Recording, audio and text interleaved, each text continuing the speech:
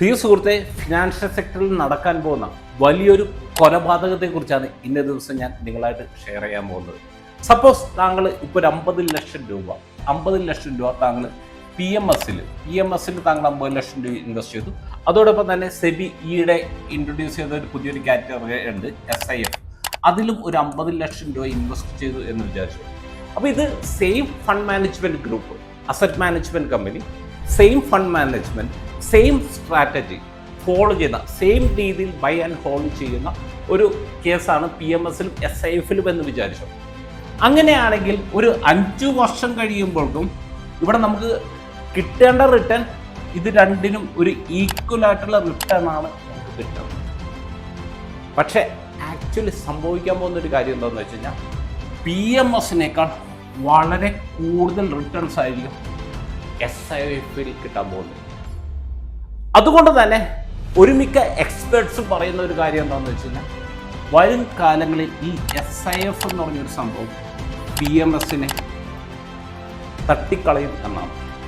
അത് എങ്ങനെയാണ് സംഭവിക്കാൻ പോകുന്നത് എന്നതിനെക്കുറിച്ചാണ് ഇന്നേ ദിവസം നമുക്ക് മനസ്സിലാക്കാൻ പോകുന്നത്. അപ്പോൾ അതുകൊണ്ട് തന്നെ ഈ വീഡിയോ പൂർണ്ണമായിട്ട് കാണാം. ഉപകാരപ്രദമാണെങ്കിൽ താങ്കൾ എല്ലാ സുഹൃത്തുക്കളും ഷെയർ ചെയ്യുക. Once again, welcome back to the Thomicha Tips, powered by Dice Invest. My name is Crimson Dice.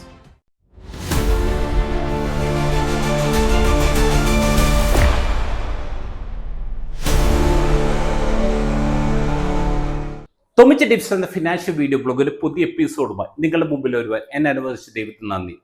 ഈ ഒരു കാര്യം നമുക്ക് ഡീറ്റെയിൽ ആയിട്ട് നമുക്ക് മനസ്സിലാക്കണമെങ്കിൽ നമ്മൾ ആദ്യം PMSലെയും അതോടൊപ്പം തന്നെ SIFലെയും ഹോൾഡിംഗ് പാറ്റേൺ, അതായത് സ്റ്റോക്ക് ഹോൾഡിംഗ് പാറ്റേൺ ആണ് നമ്മൾ ആദ്യം മനസ്സിലാക്കേണ്ടത്. അപ്പോൾ ഇവിടെ നമ്മൾ നോക്കിക്കഴിഞ്ഞാൽ നമ്മുടെ ഇവിടെ PMS ഉണ്ട്, ഇവിടെ നമുക്ക് SIF ഉണ്ട്. അപ്പോൾ ഈ PMSൽ എന്ന് പറഞ്ഞു കഴിഞ്ഞാൽ ഇപ്പം നമ്മൾ ഇവിടെ ഫണ്ട് മാനേജറാണ് ഇത് രണ്ടിലും ഫണ്ട്സ് മാനേജ് ചെയ്യുന്നതെങ്കിൽ കൂടി PMSൽ ഈ സ്റ്റോക്കുകളെല്ലാം ഹോൾഡ് ചെയ്യുന്നത് ഇൻവെസ്റ്റർ ലെവലിലാണ്. അതായത് ഓരോ ഇൻവെസ്റ്ററിന്റെ പാനിലാണ് ഓരോ സ്റ്റോക്കും ഹോൾഡ് ചെയ്യുന്നത്. അതേസമയം ഈ SIFലേക്ക് വരുന്ന സമയത്ത് ഇവിടെ ഒരു ട്രസ്റ്റി ആണ് ഇവിടെ ഈ ഇൻവെസ്റ്റ്മെന്റ്സ് എല്ലാം ഹോൾഡ് ചെയ്യുന്നത്. അപ്പൊ അതുകൊണ്ട് തന്നെ ഇവിടുത്തെ PMSലുള്ള ഏറ്റവും വലിയൊരു ഇഷ്യൂ എന്താണെന്ന് വെച്ച് കഴിഞ്ഞാൽ ഈ ഇൻവെസ്റ്റർ ലെവലിൽ ഇത് ഹോൾഡിങ് ചെയ്യുന്നത് കൊണ്ട് ഇവിടെ ഇപ്പൊ നമുക്കറിയാം, ഇപ്പൊ ഒരു പോർട്ട്ഫോളിയോ നോക്കിക്കഴിഞ്ഞാൽ അവിടെ പല ഷെയർസ് ഉണ്ടാവും. അതിൽ പല ഷെയർസും ഇപ്പോൾ ഒരു വർഷത്തിനിടെ ഇവർ വിൽക്കും, വാങ്ങും, അങ്ങനെയുള്ള പല കാര്യങ്ങളെല്ലാം ചെയ്യും. അപ്പോൾ അതുകൊണ്ട് തന്നെ ഇവിടെ ഈ ഇൻവെസ്റ്റർ ലെവലിൽ ഹോൾഡ് ചെയ്യുന്ന സമയത്ത് ഓരോ സെല്ലിനും ഇവിടെ ഇൻവെസ്റ്റർ ടാക്സ് കൊടുക്കാനുള്ള ലയബിലിറ്റി ഉണ്ട്. അതേസമയം ഇവിടെ ട്രസ്റ്റിയാണ് ഹോൾഡ് ചെയ്യുന്നത്, ഇൻവെസ്റ്റർ അല്ല ഈ ഷെയർസ് ഹോൾഡ് ചെയ്യുന്നത്. പക്ഷെ ഇവിടെ എന്ന് പറഞ്ഞു കഴിഞ്ഞാൽ അവർക്ക് നോ ടാക്സ്. അതിന് ആ സമയത്ത് അവർക്ക് ടാക്സ് കൊടുക്കേണ്ട കാര്യമില്ല. ഈ എമൗണ്ട് ടോട്ടൽ ആ ഫണ്ടിൽ നിന്ന് വിഡ്രോ ചെയ്യുന്ന സമയത്ത് മാത്രമേ ടാക്സ് കൊടുക്കാനുള്ള ലയബിലിറ്റി ഉള്ളൂ. അപ്പൊ അങ്ങനെ വന്ന സമയത്ത് നമുക്ക് ഒരു സിമ്പിൾ ആയിട്ടുള്ള ഒരു കണക്ക് ഞാൻ മനസ്സിലാക്കി തരാം. ഇപ്പൊ 50 ലക്ഷം രൂപ ഇപ്പൊ ഒരു വ്യക്തി PMSൽ ഇൻവെസ്റ്റ് ചെയ്തു, അതോടൊപ്പം തന്നെ SIFലും ഇൻവെസ്റ്റ് ചെയ്തു എന്ന് വിചാരിച്ചു. ഇതിൽ ഒരു 50% സ്റ്റോക്കുകൾ ഇവർ ഒരു വർഷത്തിനിടെ അതിൽ പല മാറ്റങ്ങളും വരുത്തി. അതായത് രണ്ടിലും 50% സ്റ്റോക്കിൽ മാറ്റം വരുത്തി. ആ സമയത്ത് ഏകദേശം ഒരു 10% റിട്ടേൺസ്, പ്രോഫിറ്റ് ഇത് ജനറേറ്റ് ചെയ്തിട്ടുണ്ടാവുന്നു എന്ന് വിചാരിച്ചോ. അപ്പൊ അങ്ങനെയാണെങ്കിൽ 50 ലക്ഷം രൂപയുടെ 50% എന്ന് പറഞ്ഞാൽ 25 ലക്ഷം രൂപ. 25 ലക്ഷം രൂപയുടെ 10% പ്രോഫിറ്റ് എന്ന് പറഞ്ഞു കഴിഞ്ഞാൽ ഇപ്പൊ നമുക്കറിയാം 2.5 ലാക്ക്. അപ്പൊ നമ്മൾ സംബന്ധിച്ച് ഒരു ഇക്വിറ്റി ടാക്സേഷൻ എന്ന് പറഞ്ഞാൽ രണ്ട് രീതിയിലാണ്. ഒന്ന് ഷോർട്ട് ടൈം ക്യാപിറ്റൽ ഗെയിൻ, അതായത് നമ്മൾ ഇൻവെസ്റ്റ് ചെയ്തിട്ട് ഒരു വർഷത്തിനുള്ളിൽ നമ്മൾ വിഡ്രോ ചെയ്യുന്ന സ്റ്റോക്ക് അല്ലെങ്കിൽ മ്യൂച്വൽ ഫണ്ട്, അതിൽ നിന്ന് കിട്ടുന്ന പ്രോഫിറ്റിന് നമുക്ക് 20% നമുക്ക് ടാക്സ് കൊടുക്കാൻ നമുക്ക് ലയബിലിറ്റി ഉണ്ട്. ഇനി അടുത്തായിട്ട് long time capital gain tax, അത് 12.5%. അതിൽ ഇപ്പൊ നമുക്ക് 1.25 ലാക്ക് വരെ എക്സംഷൻ അവൈലബിൾ ആണ്. എന്നിരുന്നാൽ പോലും 12.5% ടാക്സ് കൊടുക്കാൻ നമുക്ക് ലയബിലിറ്റി ഉണ്ട്.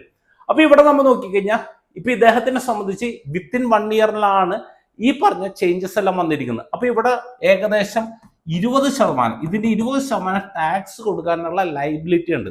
അതായത് 2.5 ലക്ഷം രൂപയുടെ 20% എന്ന് പറഞ്ഞു കഴിഞ്ഞാൽ ഇപ്പൊ നമുക്ക് കാണാവുന്ന ഒരു കാര്യം എന്താണെന്ന് വെച്ചാൽ 50,000 രൂപ. 50,000 രൂപ.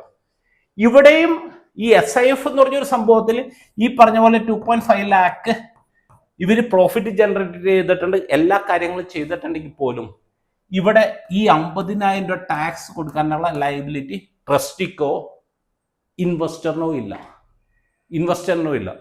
അപ്പൊ അതുകൊണ്ട് തന്നെ ആദ്യത്തെ ഒരു വർഷം തന്നെ കിട്ടിയ ഈ പറഞ്ഞ ടാക്സ് പ്രോഫിറ്റ് ബുക്ക് ചെയ്തതിൽ ഏകദേശം 50,000 രൂപ ടാക്സ് ഇനത്തിൽ തന്നെ PMSൽ നഷ്ടപ്പെട്ടു. ഇത് ആദ്യത്തെ വർഷം മാത്രമല്ല, ഇപ്പൊ ഇവിടെ നമ്മൾ നോക്കിക്കഴിഞ്ഞാൽ ഇവിടെ ഈ 50,000 രൂപ ഈ ടാക്സ് പോയ 50,000 രൂപയും കൂടിയുണ്ട്. അത് ഇപ്പൊ അടുത്ത വർഷം ഇത് ഒരു 10% ജനറേറ്റ് ചെയ്തെന്ന് പറഞ്ഞു കഴിഞ്ഞാൽ അടുത്ത വർഷം ഇത് ഈ ഒരു ടാക്സ് എമൗണ്ട് 5,000 രൂപ പ്രോഫിറ്റ് ജനറേറ്റ് ചെയ്തു. പക്ഷെ ഇവിടെ എന്ന് പറഞ്ഞു കഴിഞ്ഞാൽ ഈ 50,000 രൂപ നഷ്ടപ്പെട്ടു എന്ന് പറഞ്ഞു കഴിഞ്ഞാൽ ഇവിടെ ജനറേറ്റ് ചെയ്യേണ്ട ഈ 5,000 രൂപ ഇവിടെ നഷ്ടപ്പെട്ടു. അപ്പൊ അതുകൊണ്ട് തന്നെ ഇപ്പൊ നമ്മളിപ്പോ ഒരു 5 വർഷം അല്ലെങ്കിൽ ഒരു 10 വർഷമൊക്കെ ടേം നോക്കുന്ന സമയത്ത് നോർമൽ സിറ്റുവേഷനിൽ സെയിം സ്ട്രാറ്റജി സെയിം രീതിയിൽ ഹോൾഡ് ചെയ്യുന്ന ഒരു PMS SIF ആയിട്ട് കമ്പയർ ചെയ്യുന്ന സമയത്ത് നോർമൽ സിറ്റുവേഷനിൽ ഒരു 2 to 4% വരെ എക്സ്ട്രാ റിട്ടേൺസ് SIF ജനറേറ്റ് ചെയ്ത് തരുമെന്നാണ് എക്സ്പേർട്സ് എല്ലാവരും പറഞ്ഞുകൊണ്ടിരിക്കുന്നത്. അപ്പൊ അതുകൊണ്ട് തന്നെയാണ് ഞാൻ തുടക്കത്തിൽ പറഞ്ഞത് ഈ SIF എന്ന് പറഞ്ഞൊരു സംഭവം അധികം താമസിക്കാതെ PMSന്റെ ഒരു അന്തകനായിട്ട് മാറാൻ സാധ്യതയുണ്ട് എന്നാണ് എല്ലാ എക്സ്പേർട്ടും പറഞ്ഞുകൊണ്ടിരിക്കുന്നത്. ഇനി അടുത്തായിട്ട് നമ്മൾ നോക്കിക്കഴിഞ്ഞ് കഴിഞ്ഞാൽ ഇപ്പൊ സപ്പോസ് ഇപ്പൊ ഒരു 50 ലക്ഷം രൂപ ഇൻവെസ്റ്റ്മെന്റ് ഉള്ള ഒരു വ്യക്തിയെ സംബന്ധിച്ച് PMSൽ മിനിമം ഇൻവെസ്റ്റ്മെന്റ് നമുക്കറിയാം. PMSൽ വേണ്ടത് 50 ലക്ഷം രൂപയാണ്. ഇവർക്കാകെ ഒറ്റ സ്ട്രാറ്റജി മാത്രമേ എടുക്കാൻ സാധിക്കുകയുള്ളൂ. അതേസമയം ഈ 50 ലക്ഷം രൂപ ഉള്ള ഒരു വ്യക്തിയെ സംബന്ധിച്ച് SIFൽ വേണമെങ്കിൽ ഇദ്ദേഹത്തിന് വേണമെങ്കിൽ ഒരു ലാർജ് ക്യാപ് സ്ട്രാറ്റജി എടുക്കാം, ഒരു മിഡ് ആൻഡ് സ്മോളിൽ വേണമെങ്കിൽ എടുക്കാം, പിന്നെ അല്ലെന്നുണ്ടെങ്കിൽ ഇദ്ദേഹത്തിന് ഹൈബ്രിഡ്, അങ്ങനെയുള്ള പല ഡിഫറെന്റ് ആയിട്ടുള്ള, അതായത് ഡൈവേഴ്സിഫൈ ചെയ്യാനുള്ള അവസരം ഈ SIFലുണ്ട്. PMSനേക്കാൾ വളരെ ഈസി ആയിട്ട്. പിന്നെ നമുക്കറിയാം, നമുക്ക് PMSനെ സംബന്ധിച്ചുള്ള മറ്റൊരു തലവേദന എന്ന് പറഞ്ഞു കഴിഞ്ഞാൽ നമ്മളെ സംബന്ധിച്ച് എല്ലാ വർഷവും എന്നുള്ള നമ്മൾ ഇവര് ബൈ സെല്ല് ചെയ്യുന്ന സമയത്ത് ജനറേറ്റ് ചെയ്യുന്ന പ്രോഫിറ്റിന് എല്ലാ വർഷം എന്നുള്ള ടാക്സ് റിട്ടേൺ ഫയൽ ചെയ്ത് അതിനുള്ള ടാക്സ്, അതായത് നമ്മുടെ കയ്യിൽ പ്രോഫിറ്റ് കിട്ടുന്നതിന് മുമ്പ് തന്നെ നമ്മൾ എല്ലാ വർഷം എന്നുള്ള നമ്മൾ ടാക്സ് അടച്ചുകൊണ്ടേയിരിക്കണം. കാരണം PMSൽ ഇപ്പൊ നമുക്കറിയാം ഇപ്പൊ ഈ പ്രോഫിറ്റ് ജനറേറ്റ് ചെയ്തു സംഭവങ്ങൾ ഇപ്പൊ TDS ഇപ്പൊ റെസിഡന്റ് ഇൻഡിവിജ്വൽ ആണെങ്കിൽ TDS ഒന്നും പിടിക്കില്ല. പക്ഷെ നിങ്ങൾ റിട്ടേൺ ഫയൽ ചെയ്യുന്ന സമയത്ത് എന്ത് പ്രോഫിറ്റ് ജനറേറ്റ് ചെയ്തോ അതിന്റെ ടാക്സ് ആ വർഷം അടക്കണം. പക്ഷെ SIFൽ വന്ന സമയത്ത് നിങ്ങൾ എമൗണ്ട് വിഡ്രോ ചെയ്ത് നിങ്ങളുടെ അക്കൗണ്ടിലേക്ക് വന്ന് നിങ്ങൾക്ക് പ്രോഫിറ്റ് കിട്ടിയതിന് ശേഷം മാത്രമേ നിങ്ങളെ സംബന്ധിച്ച് ടാക്സ് കൊടുക്കാനുള്ള ലയബിലിറ്റി ഉണ്ട്. അപ്പോൾ അതുകൊണ്ട് തന്നെ ഈ തരത്തിലുള്ള കുറേ അഡ്വാൻറ്റേജസ് ഇപ്പം നമുക്ക് SIF എന്ന് പറഞ്ഞ ഒരു ഇൻവെസ്റ്റ്മെൻറ്റ് ഓപ്ഷനിൽ അവൈലബിൾ ആണ്. അപ്പോൾ ഈ SIFനെ കുറിച്ച് താങ്കൾക്ക് കൂടുതൽ അറിയണമെങ്കിൽ ഈ സ്ക്രീനിൽ കാണിച്ചിരിക്കുന്ന ഈ നമ്പറിൽ താങ്കൾ വാട്സാപ്പ് വഴിയോ കോൾ ചെയ്തോ കോൺടാക്ട് ചെയ്യാവുന്നതാണ്. എന്നെ സംബന്ധിച്ച് വളരെ, അതായത് ഇനി വരും കാലങ്ങളിൽ ഈവൻ ഒരു മ്യൂച്വൽ ഫണ്ടിൻ്റെ അപ്പുറത്തേക്ക് പോകാൻ ചാൻസ് ഉള്ള ഒരു കാറ്റഗറിയാണ് ഈ SIF എന്ന് പറയുന്ന ഒരു കാറ്റഗറി. അപ്പോൾ അതിനെക്കുറിച്ച് ഞാൻ ഡീറ്റെയിൽ ആയിട്ട് വേറൊരു വീഡിയോയിൽ ഞാൻ പബ്ലിഷ് ചെയ്തിട്ടുണ്ട്. ആ വീഡിയോൻ്റെ ലിങ്ക് ഞാൻ ഡിസ്ക്രിപ്ഷനിൽ കൊടുത്തേക്കാം. അതിൽ എന്താണ് SIF, എന്താണ് മ്യൂച്വൽ ഫണ്ട് SIF തമ്മിലുള്ള വ്യത്യാസം, അതിനെക്കുറിച്ച് ഡീറ്റെയിൽ ആയിട്ട് താങ്കൾക്ക് അവിടെ മനസ്സിലാക്കാൻ സാധിക്കും. ഈ വീഡിയോ ഉപകാരപ്രദമായെങ്കിൽ താങ്കളെല്ലാ സുഹൃത്തുക്കളും ഷെയർ ചെയ്യുക. അടുത്ത ആഴ്ച നമുക്ക് സാമ്പത്തിക മേഖലയിലെ പുത്തൻ വിശേഷങ്ങളുമായി നമുക്ക് 9 ടിപ്സ് നമുക്ക് വീണ്ടും കാണാം. Okay, wish you all the best.